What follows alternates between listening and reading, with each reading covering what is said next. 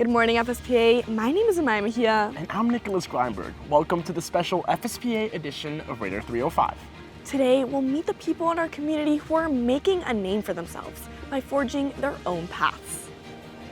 To kick off our show, we'll learn about how sunscreen is helping a family keep their son's legacy alive. My son has saved lives already, so his legacy will go on forever. As long as I'm breathing, I am working for his memory and his legacy. Next, we meet a barber who is aiming to cut above the rest. He knew what he needed to do was to open his own barbershop, but not just any barbershop.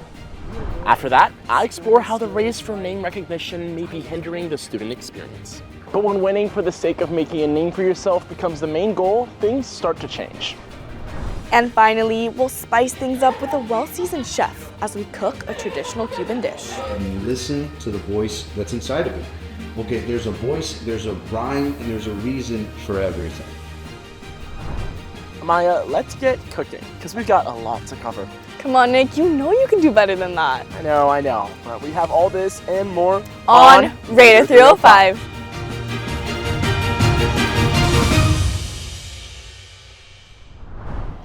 Amaya, with us living here in Miami, I feel like I'm always sunburnt.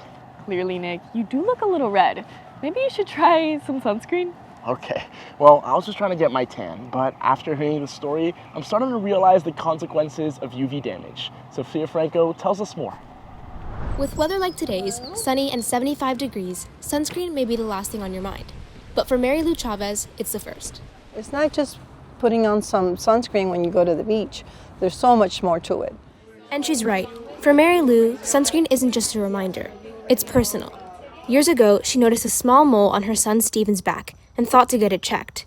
It turned out to be stage 1 melanoma, but doctors caught it early and said with regular checkups, he'll be fine. 2 weeks after the doctor said that, Steven started to present symptoms. The doctor says we have to do a full body PET scan. When that came back, Steven was full-fledged stage 4, completely consumed with cancer. And after a 106-day battle, Steven died. Followed by 4 months of intense grief, Mary Lou decided that she didn't want anyone else in her community to go through this.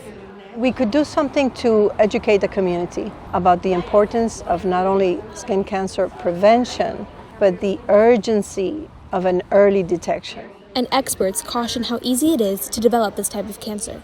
Skin cancer is the most common cancer in the world. If you add all of them together, it's still less prevalent than the skin cancer. And by raising awareness at community events like this one, Mary Lou's organization, Miggy's Gift, is making sure people aren't fighting it alone. When you come together as a community for anything, I think it does make you stronger. And it gives you a sense of purpose and awareness, and I think support. My son has saved lives already. Steven is 100% behind this. The success of this foundation is his. Mary Lou is carrying Steven's legacy forward, proving that when facing adversity, the way through is together.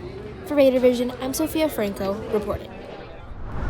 Thanks, Sophia. It's amazing to see how Steven's legacy has left a shining impression on skin cancer advocacy. Up next, we meet a barber who is making a signature name for himself. Sophia Franco has the story. Business owner Vinny Larios says that the path to building his brand here at Fade Masters started behind someone else's chair. The first opportunity I had, it was working as a barbershop, and it happened to be Fade Masters of Miami. Saw the opportunity coming, I immediately said, this is I need to take this. After moving from Nicaragua, where he cut hair with his grandfather, it sparked a passion that carried him to the United States. But it didn't come easy. It was a huge challenge financially, you coming to this country with, well, $20 on my pocket and not knowing the language, not knowing anyone. I was like, I need to build up on this because it's no room for failure anymore. So he put his head down and got to work. And after years of dedication to his craft, he attached his name to the very barbershop that gave him a chance in the first place. The same chance he's now shaping for others.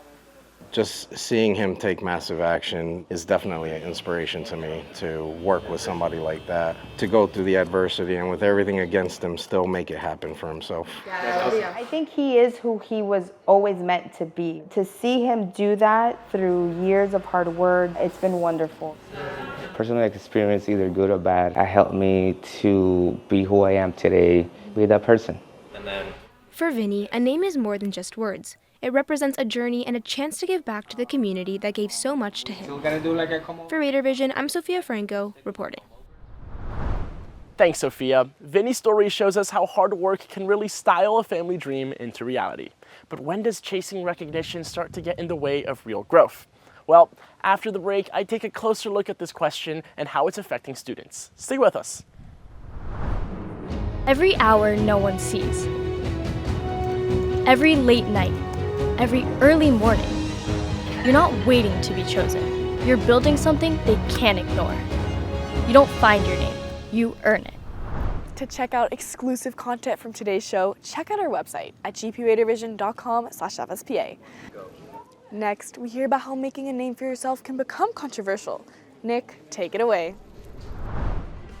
Everyone at school is always trying to make a name for themselves. And honestly, with all these competitions, I get it. I mean, I've lived it in workshops, productions, debate rooms, and laboratories. But the more I look around, the more I start to wonder, when does competing for name recognition start to interfere with the overall student experience?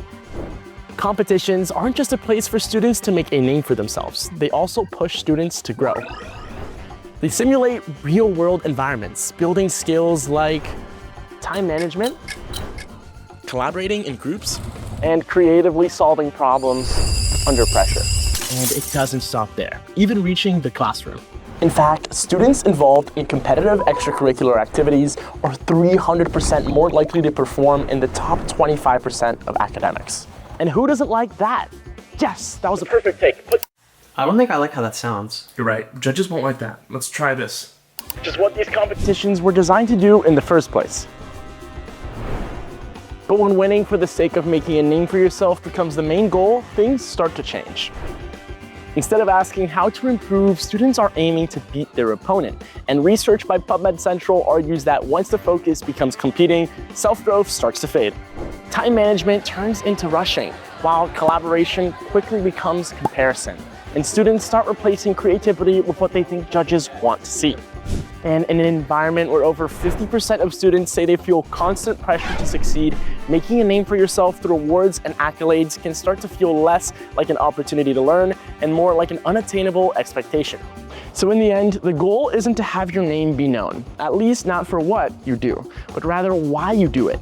And that will make you somebody worth knowing. For Raider Vision, I'm Nicholas Greinberg, reporting.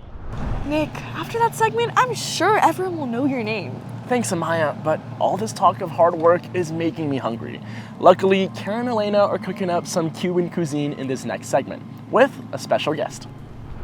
Hey Kara, have you seen this chef on Instagram? Oh, that's Chef Brad. I love him. I watch his videos all the time. Me too. I wish you could see how he does it. He's really made a name for himself. For sure. Add your coriander, come in with your cumin.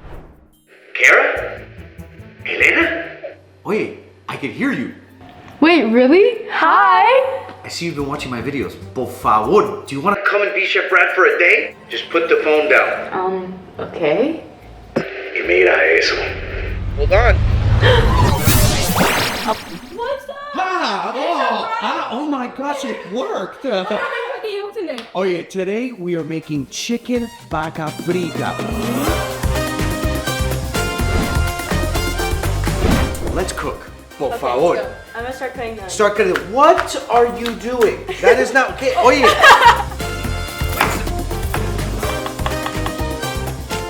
It's an inspiration from my mom and my grandmother. Porque my grandmother would always make la vaca frita, but my mother would always make the chicken vaca frita. And I thought, what if everyone walked around and they knew your name? You know, because like nothing is more important to me than culture I wear on my back.